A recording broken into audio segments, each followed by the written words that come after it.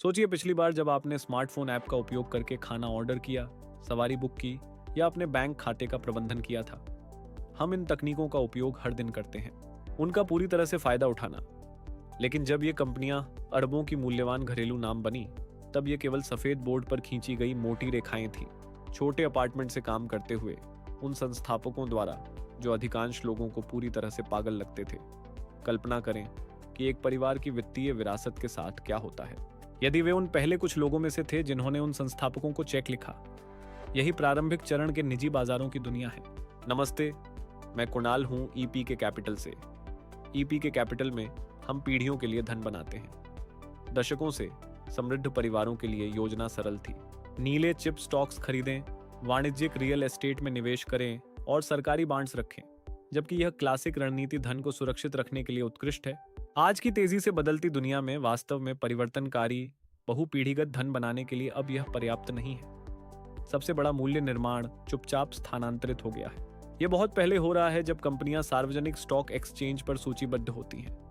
आज हम ये समझने जा रहे हैं कि अभिजात निवेशक इस छिपी हुई अर्थव्यवस्था में कैसे भाग लेते हैं, एंजल निवेश और उद्यम पूंजी के माध्यम से, और आप इसे एक अनुभवी पेशेवर की तरह कैसे सोच सकते हैं।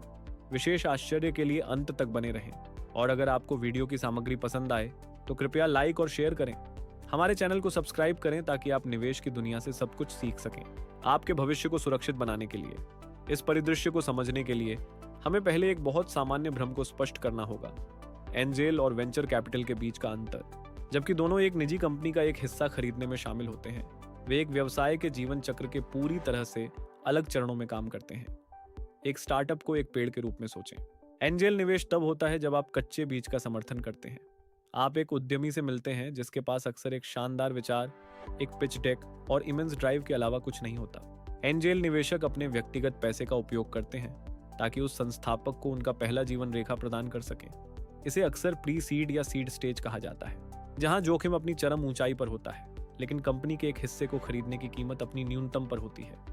दूसरी ओर वेंचर कैपिटल बाद में खेल में आता है, जब वह बीज सफलतापूर्वक एक दृश्य पौधे में विकसित हो गया है। वेंचर कैपिटल फर्में बड़े निवेशकों से एकत्रित संस्थागत धन का प्रबंधन करती हैं। वे उन कंपनियों की तलाश करते हैं जिनके पास पहले से एक कार्यशील उत्पाद, वास्तविक ग्राहक आकर्षण और प्रारंभिक राजस्व हो। यदि एंजेल निवेश एक दृष्टि का समर्थन करने के बारे में है, वेंचर कैपिटल एक विकास इंजन को वित्तपोषित करने के बारे में है। वेंचर कैपिटलिस्ट्स एक सिद्ध अवधारणा को लेने और उसे वैश्विक स्तर पर विस्तारित करने के लिए आवश्यक विशाल पूंजी प्रदान करते हैं। इस भिन्नता को समझना महत्वपूर्ण है क्योंकि यह निर्धारित करता है कि आपका पूंजी जोखिम और पुरस्कार स्पेक्ट्रम पर कहां स्थित है। उच्च नेटवर्थ परिवार ऐसा क्यों कर रहे हैं? उत्तर एक अवधारणा में निहित है जिसे असम्मित अपसाइड कहा जाता है। सार्वजनिक शेयर बाजारों में एक अद्भुत लाभ का मतलब हो सकता है कि आपका पैसा 2 या 3 गुना हो जाए, लेकिन निजी बाजारों में प्रारंभिक चरण का निवेश पूरी तरह से अलग गणितीय वास्तविकता प्रदान करता है। एकल निवेश संभावित रूप से पूंजी का 10, 50 या 100 गुना लाभ दे सकता है। यदि हम पिछले 20 वर्षों में कॉर्पोरेट विकास की समय रेखा पर नजर डालें तो एक दिलचस्प प्रवृत्ति उभरती है। कंपनियां पहले की तुलना में बहुत लंबे समय तक निजी रह रही हैं। आज कंपनियां पूरी तरह से निजी बाजारों में विशाल मूल्यांकन तक पहुंचती हैं। जब एक कंपनी अंततः अपनी सार्वजनिक आईपीओ लॉन्च करती है, तब तक अत्यधिक वृद्धि हो चुकी होती है और शुरुआती निजी निवेशकों ने पहले ही धन सृजन का बड़ा हिस्सा हासिल कर लिया है। जल्दी प्रवेश करने का मतलब है कि बाकी दुनिया के जानने से पहले खरीदना। हमें इस खेल के नियमों के बारे में पूरी ईमानदारी से बात करनी चाहिए। प्रारंभिक चरण का निवेश त्वरित धन के लिए कोई सुनिश्चित मार्ग नहीं है। यह अत्यधिक अस्थिरता का एक वातावरण है। अस्वीकृत करने योग्य वास्तविकता यह है कि लगभग 90% स्टार्टअप अपने पहले कुछ वर्षों के भीतर असफल हो जाते हैं। यदि आप 10 कंपनियों में निवेश करते हैं तो उनमें से 9 का शून्य पर जाना एक आपदा की तरह लगता है। लेकिन निजी बाजार में निवेश पारंपरिक बेल वक्र पर काम नहीं करता। यह पूरी तरह से एक गणितीय अवधारणा द्वारा शासित होता है जिसे पावर लॉ कहा जाता है। पावर लॉ का मतलब है कि रिटर्न असमान होते हैं। 10 सावधानी से चुने गए स्टार्टअप्स के पोर्टफोलियो में 5 या 6 पूरी तरह से असफल हो सकते हैं। 2 या 3 ब्रेक इवन कर सकते हैं, लेकिन एक ही कंपनी पूरी तरह से सफल हो जाएगी। वह एक असाधारण विजेता न केवल अन्य 9 के नुकसान की भरपाई करता है, यह आपके पूरे पोर्टफोलियो की पूंजी को कई बार वापस ला सकता है। सफलता बड़े जीत के बारे में है। क्योंकि जोखिम इतना संकेंद्रित है। शीर्ष स्तर के निवेशक केवल अनुमान नहीं लगाते या किस्मत पर निर्भर नहीं रहते। वे जोखिम को दो अलग अलग तंत्रों के माध्यम से प्रबंधित करते हैं, डील फ्लो और ड्यू डिलिजेंस। डील फ्लो आपके लिए उच्च गुणवत्ता वाले संस्थापकों तक पहुंचे। सबसे असाधारण उद्यमी अपने विचारों को सार्वजनिक रूप से नहीं प्रस्तुत करते। वे विश्वसनीय स्थापित नेटवर्क से धन जुटाते हैं। यदि आप एक व्यक्तिगत निवेशक हैं जो इसे अकेले करने की कोशिश कर रहे हैं, तो अक्सर आपको केवल उन सौदों को देखने को मिलता है जिन्हें अन्य सभी पहले ही छोड़ चुके हैं। सौदे की धारा को सुरक्षित करना एक कठिन बाधा है। एक बार जब एक अवसर मिल जाता है तो उचित परिश्रम की प्रक्रिया शुरू होती है। यहीं पर हम एक पूर्वाभ्यास की गई प्रस्तुति को एक वास्तविक रूप से व्यवहार्य व्यवसाय से अलग करते हैं। हम गहराई से जांच करते हैं। हम कुल पता लगाने योग्य बाजार के आकार का अध्ययन करते हैं ताकि यह सुनिश्चित किया जा सके कि कंपनी के पास एक विशाल में विकसित होने की जगह है। हम यूनिट अर्थशास्त्र की जांच करते हैं ताकि यह सुनिश्चित किया जा सके कि व्यवसाय लाभदायक हो सकता है। सबसे महत्वपूर्ण बात यह है कि हम संस्थापक टीम की निष्पादन क्षमता और लचीलापन का मूल्यांकन करते हैं। इस स्तर की गहन शोध करने के लिए विशाल समय, विशेषज्ञता और वैश्विक नेटवर्क की आवश्यकता होती है। हम निजी बाजार में निवेश के लिए सबसे उल्लेखनीय मैक्रो इकोनॉमिक अवधियों में से एक का अनुभव कर रहे हैं, विशेष रूप से जब हम भारत और वैश्विक नवाचार के संगम पर ध्यान देते हैं। भारत ने खुद को पूरी दुनिया के शीर्ष स्टार्टअप पारिस्थितिकी तंत्रों में से एक के रूप में मजबूती से स्थापित किया है। यह अब केवल उपभोक्ता ऐप्स के बारे में नहीं है, यह विश्व स्तरीय डिजिटल बुनियादी ढांचे द्वारा प्रेरित है। भारतीय संस्थापक गहरे तकनीकी समाधानों, उन्नत रोबोटिक्स और स्वच्छ ऊर्जा विकल्पों का निर्माण कर रहे हैं जो वैश्विक समस्याओं का समाधान कर रहे हैं।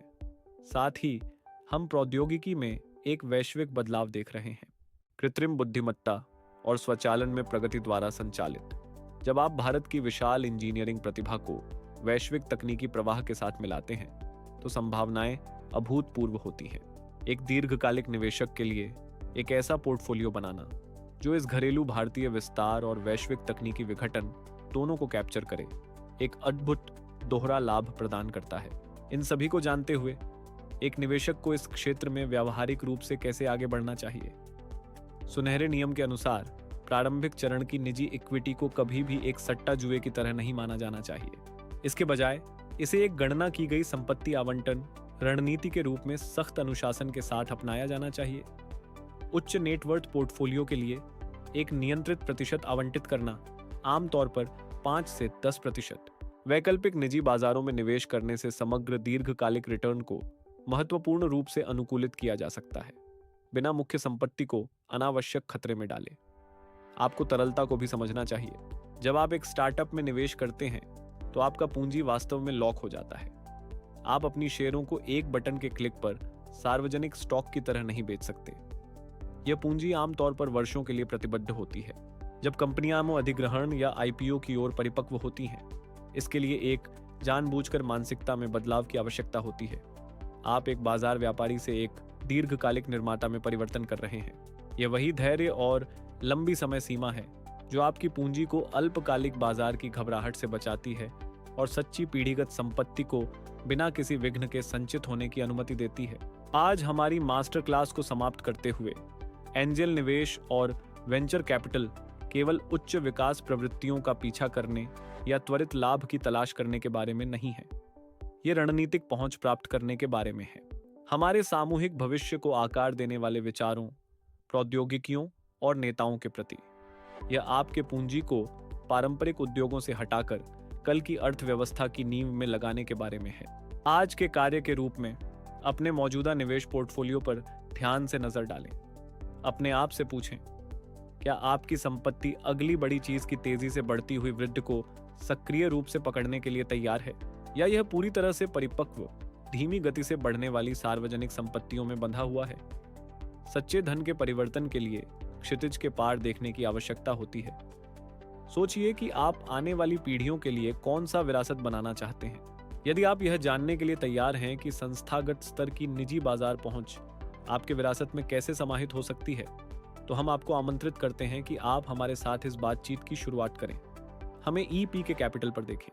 अब एक बोनस सरप्राइज उपहार के रूप में मैंने उच्च नेटवर्थ एनआरआई के लिए 60 महंगे कर्जाल पर एक विस्तृत गाइड बनाई है।